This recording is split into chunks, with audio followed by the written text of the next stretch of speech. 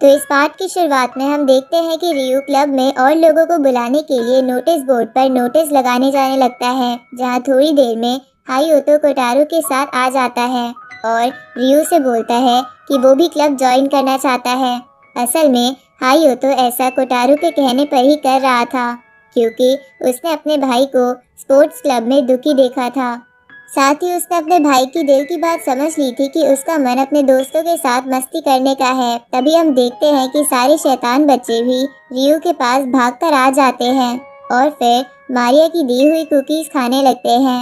ये देखकर रियू का मूड काफी ठीक हो जाता है, क्योंकि अब क्लब में भी एक और नया मेंबर ऐड हो गया था। इसके बाद हम कुछ दिन बाद का समय देखते हैं, जहाँ रियू को एक सुबह चेस्ट पर कुछ भारी सा महसूस होता है, लेकिन जब वो आंखें खोलता है तो देखता है कि उसके ऊपर कोटारू सोया हुआ है, जिसे देखकर उसे काफी अच्छा लगता है।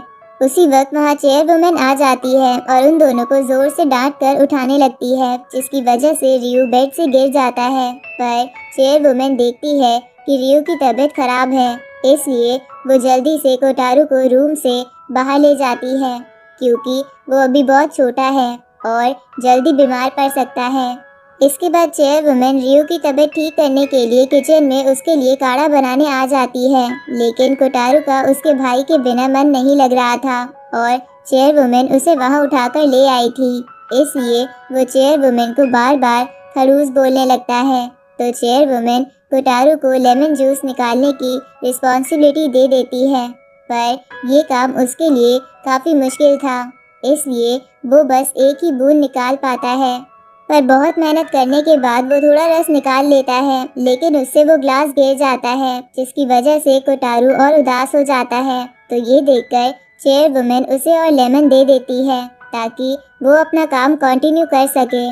साथ ही कोटारू की डेडिकेशन को देखकर चेयर वुमेन बहुत खुश थी कि वो इतने छोटे होने के बाद भी इतनी लगन से काम कर रहा है। इसके बाद चेयर वुमेन रियू के लिए कुछ खाने को ले आती है, जहाँ जब वो कमरे में जाती है तो रियू को सोता हुआ देखकर अपने असिस्टेंट से कहती है कि उसे मत उठाना और आराम करने देना।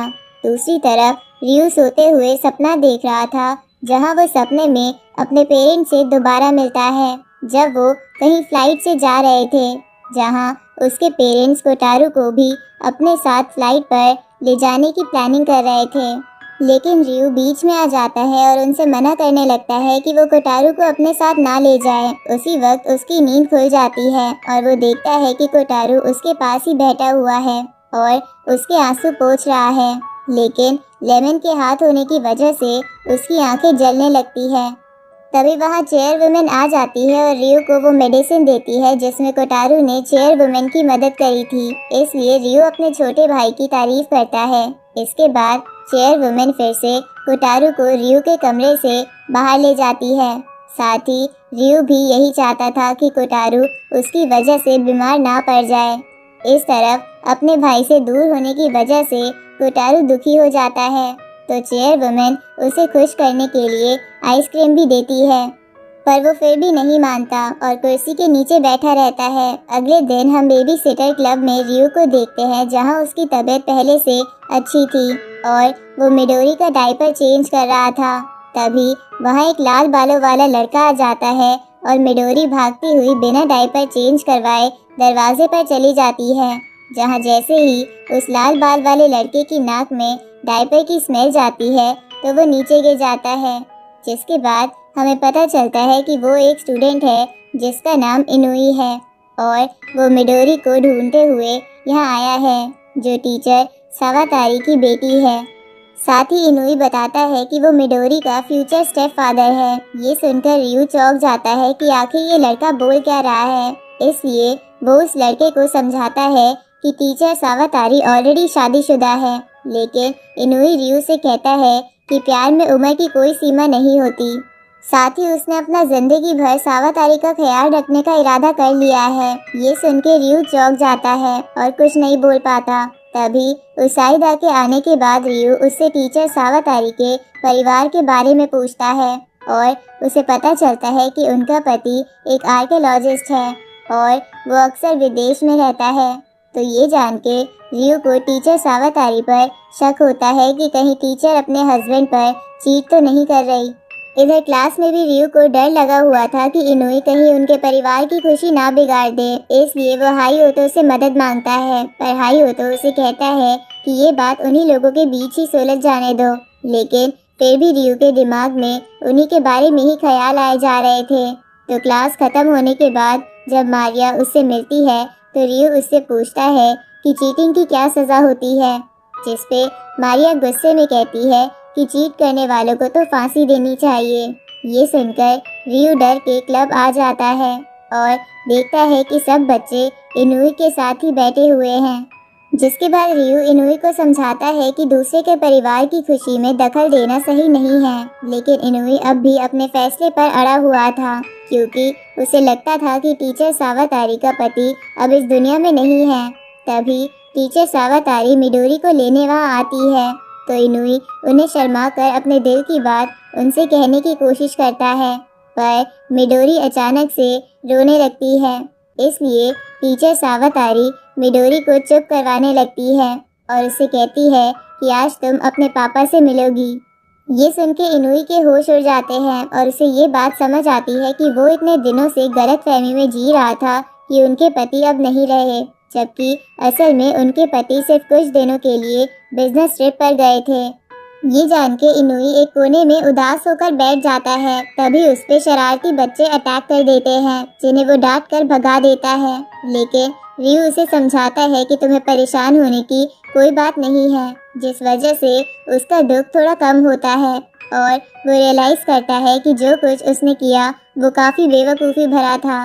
अब थोड़ी देर बाद बच्चे कुछ खेलने लगते हैं और रियू को भी उनके साथ खेलने पर मजबूर करते हैं। पर अचानक से केरिन कहती है कि वो अब इनके साथ नहीं खेलेगी और अब से मेहनत से पढ़ाई करेगी।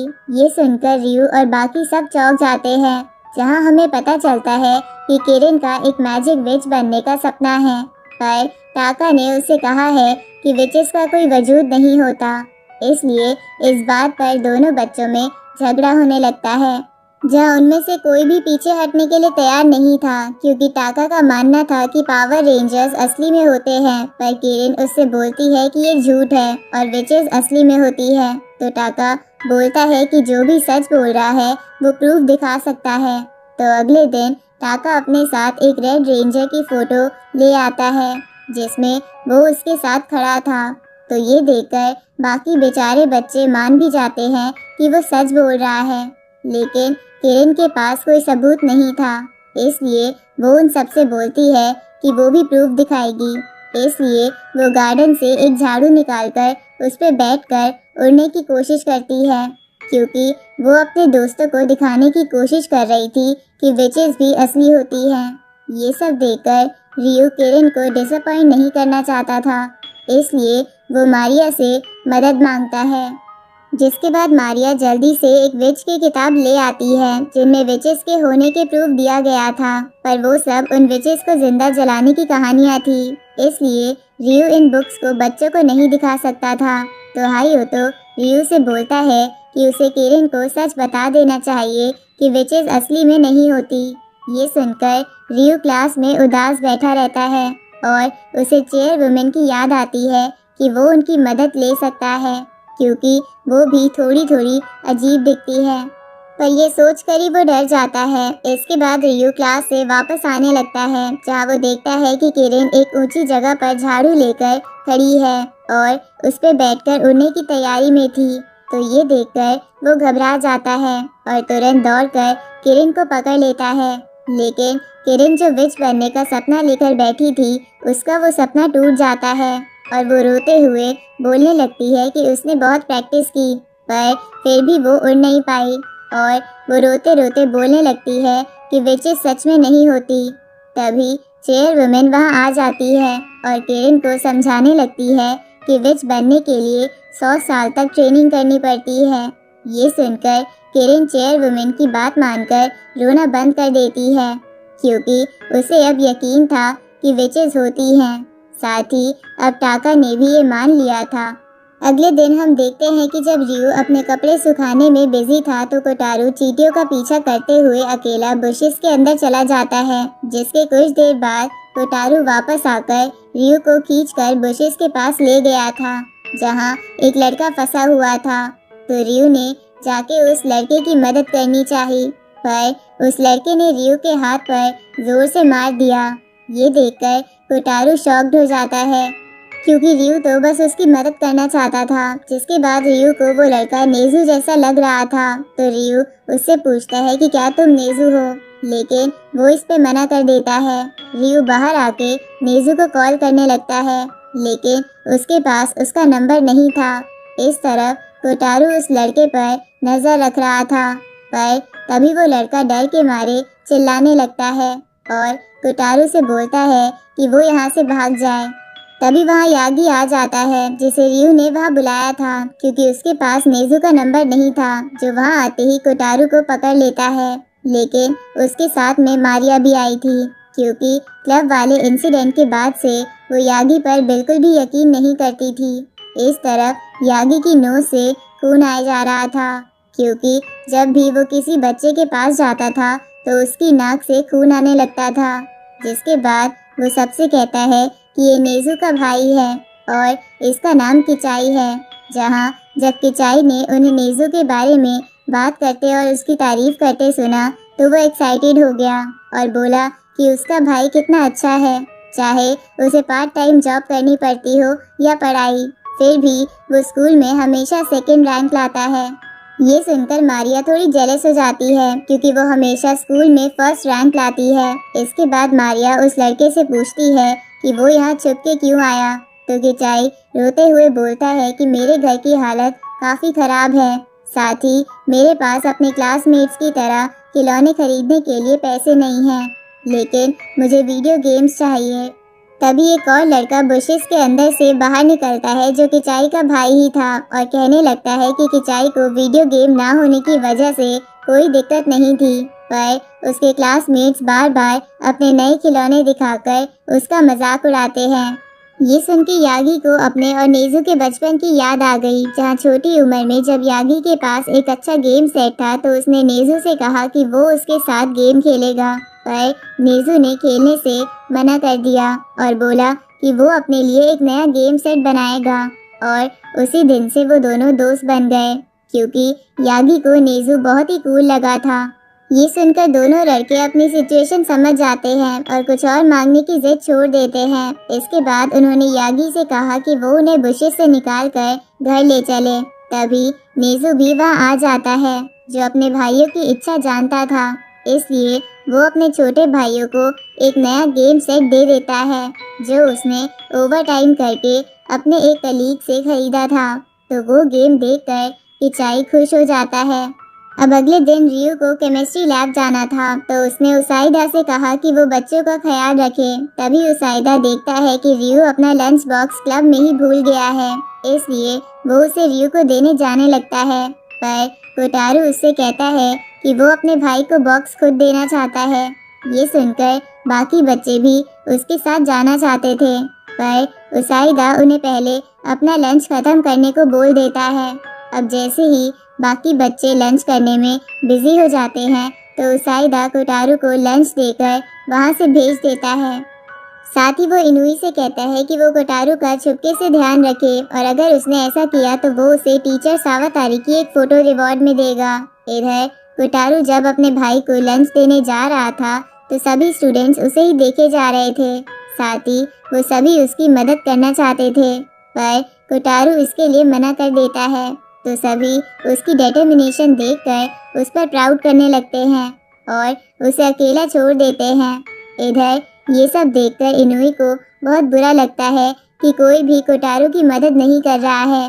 दूसरी तरफ क्लास में रियू को याद आता है कि वो अपना लंच बॉक्स लाना भूल गया है, तो वो उसे वापस लाने की बजाय डिसाइड करता है कि वो बिना खाए अपना लेसन शुरू करेगा। ये देखकर यूकी, जो रियू को पसंद करती थी, उसने रियू को अपना लंच बॉक्स शेयर करने का ऑफर दिया और बोला कि तुम ये खा सकते हो, मैं वैसे भी वेट लूज कर रही हूँ।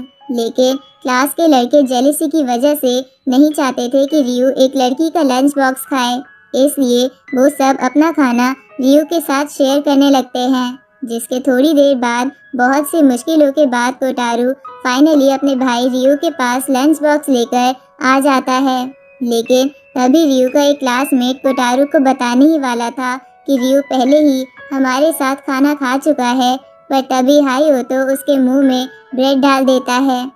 इधर रियू ये देखकर बहुत इमोशनल हो जाता है कि उसका भाई उसके लिए इतनी मेहनत करके उसके पास लंच बॉक्स लाया है। इसलिए वो कोटारू से बोलता है कि अच्छा हुआ तुम लंच बॉक्स ले आए, क्योंकि मुझे बहुत भूख लग रही थी।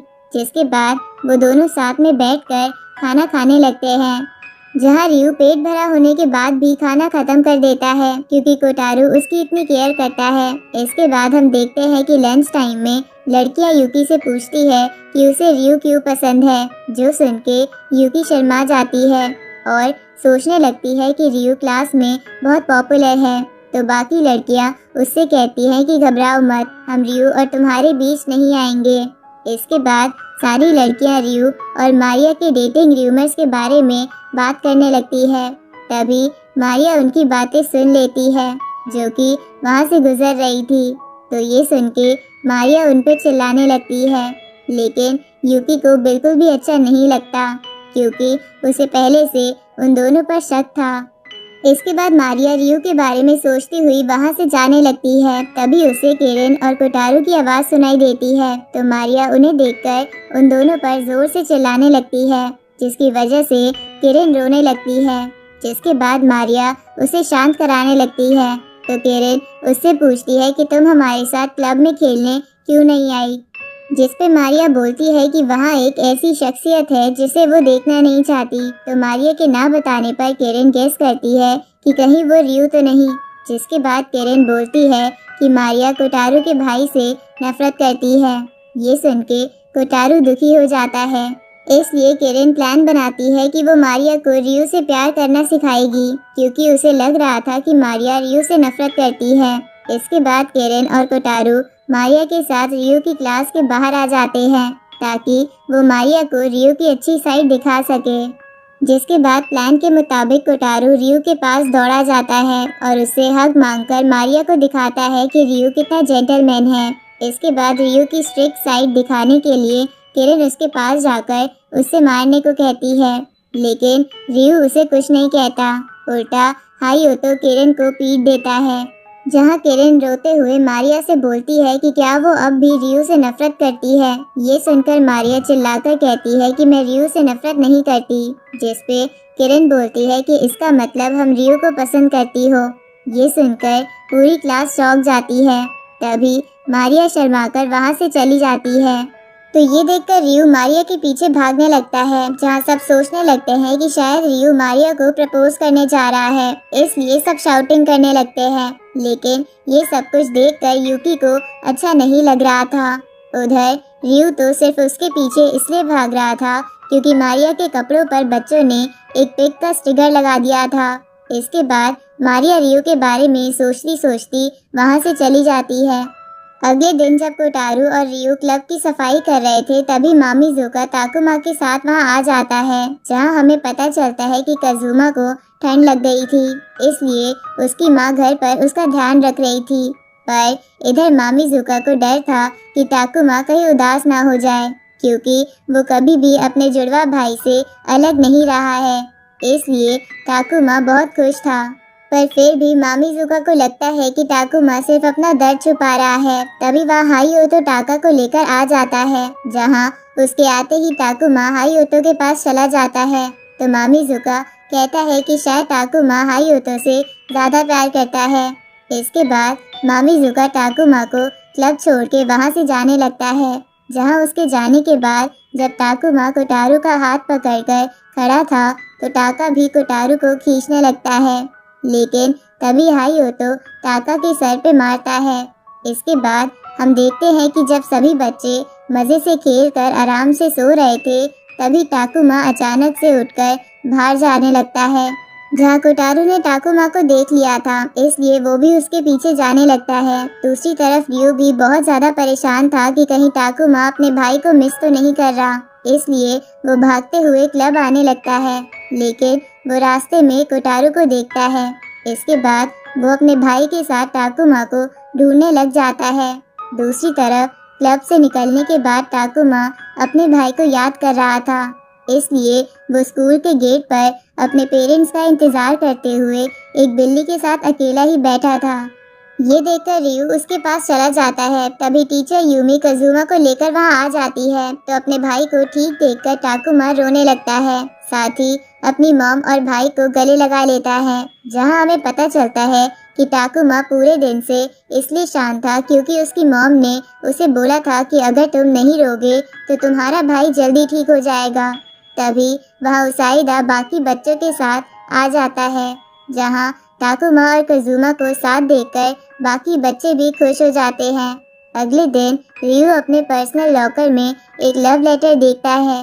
ये देखकर यूकी की दोस्त उससे पूछती है कि क्या तुमने वो लव लेटर लिखा है, जिस पे यूकी मना कर देती है। तभी रियू का एक क्लासमेट वो लेटर छीनकर सबके सामने जोर से पढ़ने लगता है, जहां यूकी और मारिया दोनों शॉक हो जाती है क्योंकि दोनों को रियू पर क्रश था और उस लव लेटर में रियू को किसी लड़की ने मिलने के लिए बुलाया था।